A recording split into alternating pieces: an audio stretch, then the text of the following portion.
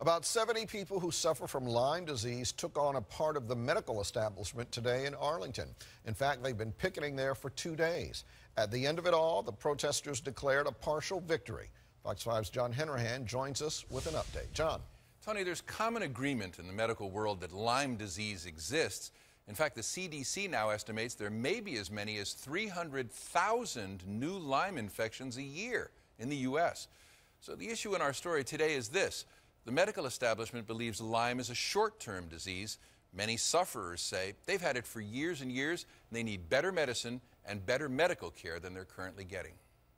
I don't know what you've been told. Some of the protesters were in wheelchairs. Almost all of them suffer from what they call chronic Lyme infection, which is incredibly debilitating. And continued to go downhill to where I was stuck in bed for 19 to 20 hours a day, was confined to a wheelchair.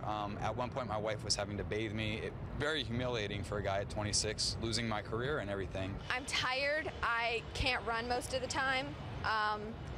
In school, it's horrible because I will sit through class and just zone out, and then after class, I don't even know what just happened. The protesters had assembled in front of the Arlington headquarters of the Infectious Diseases Society of America, which, according to its publications, recognizes Lyme disease as being spread by certain species of ticks and recommends only a short-term antibiotic treatment. The society concluded flatly in 2010 that, quote, there is no convincing evidence of the existence of chronic Lyme infection.